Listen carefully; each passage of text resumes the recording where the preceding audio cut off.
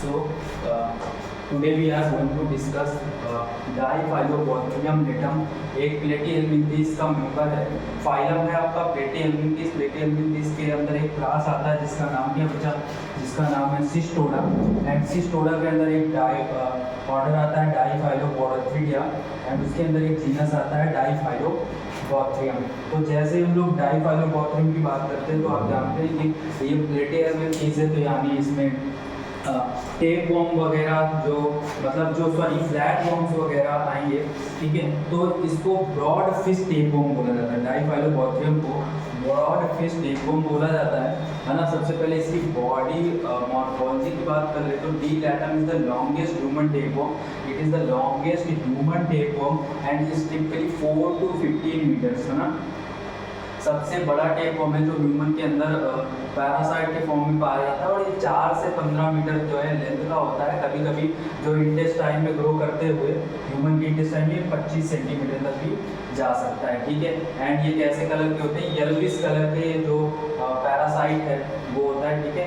And अगर मैं इसकी बॉडी की बात करूँ तो बॉडी में इसका एक पार्ट होगा जो कि माउथ बनाएगा या हेड बनाएगा, and that is known as scolex. Scolex में क्या होगा, स्क्वालेक्स कैसा होगा बच्चे, स्पैचुलेटेड होगा यानी स्पून शेप्ड होगा as a pair of slit grooves, ठीक है। इसमें 2 स्लिट ग्रुप होंगे जिनको हम लोग क्या बोलेंगे, बॉथरिया बोलेंगे। तो देयर आर 2 बॉथरिया, तो इसीलिए इसको क्या बोलते हैं, डाइफाइलोबॉथरियम, ठीक है। एंड वेंट्रली एंड डॉर्सली दोनों तरफ, ठीक है। And has no rostellum. Rostellum क्या है अभी बताते हैं, ठीक है। तो एक्चुअली रोस्टेलम को अगली साइड ओपन करता हूँ तो मैं आपको समझाता हूँ what is the mean by rostellum. तो जैसे मैंने आपको ये बताया कि ये आपका स्कोलेक्स रीजन है and there is the scolex region. Scolex region में आपको क्या दिख रहा है, बॉथरिया दिख रहा है, ठीक है। इधर वेंट्रली एंड डॉर्सली दोनों तरफ क्या है, बॉथरिया है। एंड ये इसका सकिंग ऑर्गन है and this is the whole body. This is the whole body. Whole body में क्या है, जैसे स्क्वालेक्स है, this is the whole body. हर एक बॉडी में ईच सेगमेंट में body is segmented and each segment contains pair of gonad, मतलब male gonad and female gonad दोनों इस पेयर में मौजूद है, ठीक है। एंड आपको नोटिस क्या करना है, मैं बता रहा था जैसे मैं बात करूँ कि किसी भी टेप वॉर्म की बात करूँ, है ना, तो उसमें क्या होता है ना, तो ऐसा स्ट्रक्चर होता है बॉडी का, मतलब स्क्वालेक्स वाले पार्ट का ऐसा स्ट्रक्चर होता है। And this is known as rostellum. Rostellum क्या है बच्चा, बीक लाइक प्रोजेक्शन है। रोस्टेलम क्या है, बीक लाइक प्रोजेक्शन है अपर पार्ट में। एंड इनमें क्या होते हैं, इनमें हुकलेट्स प्रेजेंट होंगे, रोस्टेलम के बेस पे हुकलेट्स प्रेजेंट होंगे। तो यहाँ पे क्या है, यहाँ पे बच्चा इस केस में डाइफाइलोबॉथरियम के केस में रोस्टेलम भी नहीं है एंड देयर हुकलेट्स भी यहाँ पे क्या है, एब्सेंट है। तो ये मैं पॉइंट डिस्कस कर रहा था। दूसरा ये स्क्वालेक्स वाला पार्ट हो गया एंड दूसरा पार्ट क्या हो गया, इसके बॉडी की पार्ट हो गई। दूसरा पार्ट क्या है इसका, बॉडी। एंड बॉडी में क्या बात है कि बॉडी में इसकी जो है body segmented and body segmented है, तो उसमें क्या है, पेयर्स ऑफ गोनाड्स है, मेल एंड फीमेल गोनाड्स दोनों इस पेयर पाए जाते हैं। अगर देखो मेल एंड फीमेल गोनाड्स है ईच सेगमेंट में, तो क्या तुम लोग सोचो कितने गैमीट बनेंगे, मतलब ये 1000 गैमीट्स या मैं कह दूं 1000 एग बनाता है ना, एक टाइम पे 1000 एग बनाता है, ठीक है। फिर से हम लोग पुरानी वाली स्लाइड में आते हैं। स्ट्रक्चर जाहिर सी बात है अगर आप समझ गए होंगे, तो मैं कह रहा हूँ कि the body of tape worm is composed of, ठीक है। तो आप पहले स्क्वालेक्स वाला पार्ट समझिए। स्क्वालेक्स इज स्मॉल, स्पैचुलेटेड है, स्पून शेप्ड है and has a pair of groups है इसमें जो सकिंग का काम करती है, ठीक है। देयर इज द बॉथरिया, उसको बॉथरिया बोलेंगे। उसमें क्या है, नो रोस्टेलम है एंड उसमें हुकलेट्स भी प्रेजेंट नहीं है जो नॉर्मल टेप वॉर्म की तरीके पड़े प्रेजेंट होते हैं। एंड इनकी जो बॉडी होती है टेप वॉर्म की, उसमें मेनी सेगमेंट्स पाए जाते हैं, उसमें मेल फीमेल ऑर्गन पाए जाते हैं ताकि हाई फेकेंडिटी मतलब उत्पादकता ज़्यादा एक्स एंड अ सिंगल वॉर्म में डिस्चार्ज एक टाइम पे क्या 1 मिलियन एग्स पर डे, एक सिंगल जो वॉर्म है वो डिस्चार्ज कर सकता है। तो ये इसकी बेसिक जो है मॉर्फोलॉजी होगी। अब अगर मैं इसके लाइफ साइकिल की बात करूँ, डाइफाइलोबॉथरियम के लाइफ साइकिल की बात करूँ, तो लाइफ साइकिल ऑफ डी लैटम, ठीक है, डाइफाइलोबॉथरियम लैटम। तो सबसे पहले तुम एक चीज़ समझिए, जैसे मान लीजिए ये स्टार्ट होता है फीकल मटेरियल से, मतलब कि जो ह्यूमन है, ह्यूमन की इंटेस्टाइन वाला एक पैरासाइट है, इंटेस्टाइन में इन्फेक्शन करता है, ठीक है। तो जब किसी ऐसे एनिमल को जिसको डाइफाइलोबॉथरियम से इन्फेक्टेड है, इंटेस्टाइनल पैरासाइट से इन्फेक्टेड है, तो उसके जो फीकल मटेरियल से एग अनएम्ब्रियोनेटेड एग क्या होंगे, रिलीज होंगे, है ना। स्टूल से अनएम्ब्रियोनेटेड एग रिलीज होंगे एंड वो अनएम्ब्रियोनेटेड एग जब क्या होगा वाटर में आएगा तो कैसा हो जाएगा, एम्ब्रियोनेटेड हो जाएगा। वाटर में आएगा तो कैसा हो जाएगा, एम्ब्रियोनेटेड हो जाएगा, यानी पहले एग था अब क्या है फर्टिलाइज्ड एग हो गया है, ठीक है। एंड उससे इस प्रोसेस को लगभग 18 से 20 दिन लगने वाले हैं। ड्यूरिंग दिस मैच्योरेशन प्रोसेस जो ऑन्कोस्फीयर है ना, इस मैच्योरेशन अब क्या होगा, मैच्योरेशन प्रोसेस स्टार्ट हो तो ऑन्कोस्फीयर बना, किसके अंदर, एग के अंदर ही metalize within the egg, ठीक है। मटेरियल स्टोर होना चालू कर दिया एंड उसी के अंदर एक क्या बन गया, ऑन्कोस्फीयर बन गया। क्या बन गया, ऑन्कोस्फीयर बन गया, ये यहाँ पे। एंड तो ये ऑन्कोस्फीयर क्या है, फर्स्ट लार्वल फॉर्म है। एंड फर्स्ट अभी देखो मैंने ऑन्कोस्फीयर मेटलाइज हो गया, ठीक है। ये अब इसमें क्या निकलने लगे, सीलिया निकलने लगे, इस ऑन्कोस्फीयर में सीलिया निकलने लगे। अब इस ऑन्कोस्फीयर में सीलिया निकलने लगे, ठीक है। तो oncosphere is then covered by outer envelope, और उस इन्वॉल्व में क्या है, सीलिया है एंड इसका आता है कोरा सीलियम। अब हम इसको क्या, जब इसमें कवर से एक क्लोज हो जाएगा एंड उसमें सीलिया निकलने लगेंगे तो उसको हम क्या बोलेंगे, कोरासीडियम लार्वा। अब ये कोरासीडियम बोलेंगे। कोरासीडियम जो है जब एग हैच होगा, ठीक है, जब एग हैच होगा तो कोरासीडियम लार्वा इससे एग से निकला, ये कोरासीडियम लार्वा यहाँ से निकल गया, है ना, ऐसे मतलब तो वाटर के सराउंडिंग में आया एंड फ्री। अब इसमें सीलिया तो है, ये फ्री स्विमिंग करके पानी में निकल जाएगा and attract the first intermediate जिसको होस्ट, इसको फर्स्ट इंटरमीडिएट होस्ट खाएगा जिसका नाम क्या है, कोपेपीड।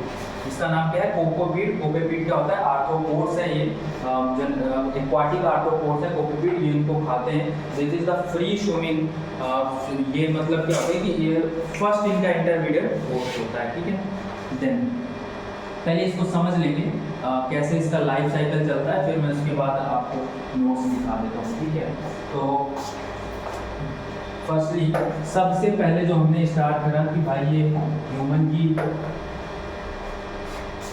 यहाँ से जो इंटेस्टाइनल पैरासाइट है दैट इज द डाइफाइलोपॉथरियम, है ना। तो डाइफाइलोपॉथरियम इंटेस्टाइनल पैरासाइट से, तो यहाँ से देखिए ये पैरासाइट ने क्या कर दिया, अपना जो एक अनएम्ब्रियोनेटेड एग है वो यहाँ से रिलीज कर दिया। तो ये देखिए अनएम्ब्रियोनेटेड एग है, अनएम्ब्रियोनेटेड एग कहाँ पे आया, वाटर के कांटेक्ट में आया, यहाँ पे वो कैसा हो गया, एम्ब्रियोनेटेड हो गया, यानी फर्टिलाइज्ड एग हो गया। अब ये जब क्या हुआ, फर्टिलाइज्ड एग हुआ, अब इसमें क्या है, जो कोरासीडिया है, मतलब इसने क्या करा, पहले सॉरी इसके पहले एक स्टेप आता है ऑन्कोस्फीयर। इसमें क्या बना, ऑन्कोस्फीयर बना, मर्टलाइज करके मटेरियल एंड ऑन्कोस्फीयर में क्या निकलने लगे, सीलिया निकलने लगे। ये कवर्ड, पहले कवर हुआ एंड इसमें सीलिया निकलने लगे, तो ये क्या बन गया, कोरासीडियम। एंड जब ये एग हैच होगा तो कोरासीडियम बाहर आएगा, that is the coracidium larva. And उसको कौन खाएगा, कोपेपीड खाएगा। कौन खाएगा, कोपेपीड खाएंगे। देन अब ये क्या है, फर्स्ट इंटरमीडिएट होस्ट, फिर इसको सेकंड इंटरमीडिएट होस्ट लेंगे जिनका नाम क्या है, जैसे फिश वगैरह हो गए, स्मॉल फिश हो गए, ठीक है। फिर जो प्रेडेटर्स फिश है, जो एकदम बड़ी बड़ी फिश है, इनको थर्ड इंटरमीडिएट होस्ट है एंड इनको वो खाएंगे एंड फिर इनके थ्रू ह्यूमन, ये फिश को ह्यूमन खाएगा, तब जाके फिर से इसमें इन्फेक्शन होगा, ठीक है। तो ये ऐसा प्रोसेस होता है। अभी बहुत सारे लार्वल फॉर्म है तो वो आपको देखना है। आप जनरली ये समझ गए होंगे कि लाइफ साइकिल कहाँ से स्टार्ट हुआ, मेरे को ये बताना था कि लाइफ साइकिल कहाँ से स्टार्ट हुआ एंड कैसे ये अनएम्ब्रियोनेटेड एग से फर्टिलाइज हो गए एंड कैसे एग से जो कोरासीडियम लार्वा है वो रिलीज हुआ है, ठीक है। देन हमने क्या कहा कि भैया अब हम द बॉडी ऑफ, अब हमने क्या फर्स्ट इंटरमीडिएट होस्ट की बात हो गई, तो फर्स्ट इंटरमीडिएट होस्ट कोपेपीड में ये गया, जैसे ही वहाँ पे जाएगा तो यहाँ पे उसकी सेकंड लार्वल स्टेज डेवलप होगी जिसका नाम क्या है, प्रोसर्कॉइड। प्रोसर्कॉइड क्या है, उसकी सेकंड लार्वल स्टेज है वह किसकी, कोरासीडियम की। तो this occurs through the complex host of interaction where the coracidium penetrates the intestinal wall of the first intermediate host, ठीक है। तो जैसे ही कोरासीडियम क्या करेगा भैया, इंटेस्टाइन में जाएगा फर्स्ट इंटरमीडिएट होस्ट की, तो वहाँ पे वो क्या कर लेगा, प्रोसर्कॉइड को बना लेगा, ठीक है। अब क्या हुआ कि व्हेन द इन्फेक्टेड क्रस्टेशियन जो कोपेपीड है वो इंजेस्टेड किया गया मैरीन जो फिशेस है, that is the second intermediate host. मैंने बोला ना फिशेस खाएंगे छोटी वाली, है ना, तो सेकंड, तो उसमें फर्दर लार्वल मैच्योरेशन होगा वहाँ पे इसका प्रोसर्कॉइड का। प्रोसर्कॉइड जो लार्वा है वो रिलीज किया जाएगा and they migrate to enter the second intermediate store के टिश्यू में माइग्रेट हो जाएंगे, चले जाएंगे वहाँ पे, and host in the order to develop into the third larval stage that is the plerocercoid. अभी हम लाते हो, सबसे पहले कौन सा बना था, सबसे पहले लार्वल स्टेज था कोरासीडियम, कोरासीडियम के बाद कौन सा लार्वल स्टेज था, प्रोसर्पॉइड। जो देखो कोरासीडियम कहाँ पे था, वाटर में था, एंड प्रोसर्पॉइड कहाँ था, फर्स्ट इंटरमीडिएट होस्ट में, एंड उसके बाद अब यहाँ पे क्या बन गया, plerocercoid that is the second intermediate host के। ये इंटेस्टाइन में फर्स्ट इंटरमीडिएट होस्ट के इसमें इंटेस्टाइन में बना था, ये सेकेंड इंटरमीडिएट होस्ट के टिश्यू में डेवलप हुआ है। देन ये जो प्लूरोसर्काइड लार्वा है इज द इन्फेक्टिव स्टेज, यही इन्फेक्टिव स्टेज है, एंड इसको कौन खाएगा भाई, लार्ज फिश खाएंगे, एंड लार्ज फिश जब इसको लेंगे तो ये माइग्रेट हो जाएगा यहाँ पे musculature of the large fishes, large fishes के मस्कुलेचर में, मसल्स में एकदम से ये यहाँ पे माइग्रेट कर जाएंगे, एंड ह्यूमन जब इसको खाएगा, ह्यूमन जब कंज्यूम करेगा इन फिशेस को रॉ या फिर अनकुक्ड मैनर में, कि भाई तो खाया या पका के खाओगे तो कोई दिक्कत नहीं है, ठीक है, उसमें नहीं, बट अनकुक्ड जैसे फिशेस का या फिर रॉ फिशेस का है तो उससे क्या होगा, इन्फेक्टेड हो जाएगा किससे, डी लैंडर से। तो ऐसे जाके इसका लाइफ साइकिल कंप्लीट होता है जाके, ठीक है। देन थोड़ा सा और बात करनी कि इन ह्यूमंस जो प्लूरोसर्काइड ये लार्वा है, ये अब डेवलप कर लेगा किसको, मैच्योर टेपवर्म को, मैच्योर टेपवर्म इससे डेवलप हो जाएंगे, which attach and reside inside the intestine, ठीक है।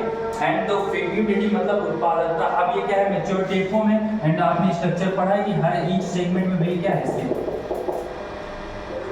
ईच सेगमेंट में आप जानते हैं कि ईच सेगमेंट में इसके क्या है, मेल एंड फीमेल गोनाड्स है, तो वो क्या करेंगे, एग्स रिलीज करेंगे, एंड तो इससे उत्पादकता बढ़ेगी ना, fertility, and which the reproductive potential of the tapeworm is extremely high, तो रिप्रोडक्टिव की पोटेंशियल हाई होगी। और ये मैंने आपको पहले बताया कि one tapeworm is estimate to produce 1 million egg per day. तो यहाँ पे डाइफाइलोबॉथरियम का हमने लाइफ साइकिल भी जान लिया। थोड़ी सी बात हम और करेंगे कि भाई अब इसके आप एक बार फिगर देख लीजिए, ये उसका एडल्ट फॉर्म है, एडल्ट फॉर्म पे मैंने आपको जो मॉर्फोलॉजी है वो मैंने आपको बता दी थी। फिर अब हमने क्या बोला कि जो एग रिलीज करा उन्होंने, तो एग इस फॉर्म में होता है, उसमें अपर पार्ट में अपर कोलन होता है, ठीक है। फिर उन्होंने एग से क्या बना, एग ने हैज करा कोरासीडियम लार्वा, देन प्रीसर्पॉइड जिसमें बना फर्स्ट इंटरमीडिएट होस्ट में, सेकेंड इंटरमीडिएट होस्ट में प्लूरोसर्पॉइड बना, एंड देन थर्ड वाले में ये जो थर्ड वाले के मस्कुलेचर में जाते हैं ना, जब हम फिश को खाते हैं तो वहाँ पे जाके टेपवर्म का फॉर्म कर लेते हैं, अडल्ट टेपवर्म बना लेते हैं, ठीक है। तो यहाँ पे उसकी लाइफ साइकिल कंप्लीट हो गई, ठीक है। तो अगर मैं बात करूँ ये इससे डिजीज कौन सी होती है, तो डिजीज इससे होती है डाइफाइलोबॉथरियोसिस, एंड ये पैरासिटिक फॉर्म है, फीड करता है किसके, मैमल के जो इंटेस्टाइन के जो कंटेंट है उसको खाते हैं, एंड वहाँ से एब्जॉर्प्शन भी करते हैं। इससे दिक्कत क्या होती है, होस्ट में विटामिन B12 की डिफिशियंसी हो जाती है, और आपको पता है विटामिन B12 यानी ब्लड बनाता है, उससे डिफिशियंसी होगी तो एनीमिया होगी, खून की कमी होगी। सिम्टम्स क्या आएंगे, जनरली माइल्ड सिम्टम्स होंगे, एंड इंक्लूड जैसे डायरिया हो गया, एब्डोमिनल पेन्स हो गए, वॉमिटिंग हो गई, है ना, वेट लॉस हो गया, फैटिग हो गया, तो जनरली होंगे। एंड ये सिम्टम्स क्या होते हैं, कभी कभी ये सिम्टम्स दिखते भी नहीं, बहुत सालों तक सिम्टम्स नहीं दिखते, तो उसको बोलते हैं asymptomatic, and may go many years without being detected, symptoms दिखेंगे नहीं, है ना। In small number of cases this leads to the severe vitamin, जो मैंने बोला विटामिन B12 की डिफिशियंसी हो जाती है due to the parasitic absorbing of 80% और more of the host B12 intake, and megaloblastic anaemia, जो मीगोब्लास्टिक एनीमिया यहाँ से हो जाता है, ठीक है। And neurological symptoms appears, neurological symptoms दिखते हैं यहाँ पे, ये ब्रेन में इफेक्टेड होता है, ठीक है। चलो देन डायग्नोस्टिक के लिए क्या है कि भैया सबसे पहले तो जो आप स्टूल है, जो फीकल मटेरियल है किसी भी मैमल का या फिर एनिमल का, तो उसमें एग दिख जाएंगे तो वो डायग्नोस्टिक के लिए हो जाएगा। वहाँ से आपने क्या कर लिया, पता लगा लिया। देन प्रिवेंशन के लिए क्या है भैया, अवॉइड करें, है ना, रॉ फ्रेश वाटर फिशेस को मत खाएं, आप उसको क्या करें, कुक करके खाएं, ठीक है। एंड कुकिंग, है ना, freezing of fish and kill fish tapeworm लाके, है ना, and proper disposal of sewage, जो सेवेज है, जो फीकल मटेरियल है, उसका डिस्पोजल प्रॉपर हो जाए तो ये प्रिवेंशन हो जाएगा। एंड ट्रीटमेंट के लिए क्या है, पैराथीन क्वांटल 5 to 10 मिलीग्राम या फिर किलोग्राम आप वो डिटर्जेंट ट्रीटमेंट के लिए ले सकते हैं। निक्लोसामाइड 2 ग्राम। तो ये इसका क्या हो गया, ट्रीटमेंट हो गया। तो ऐसे आप डाइफाइलोबैक्टीरियम का जो पूरा स्टडी कर सकते हैं। नोट्स आपको डिस्क्रिप्शन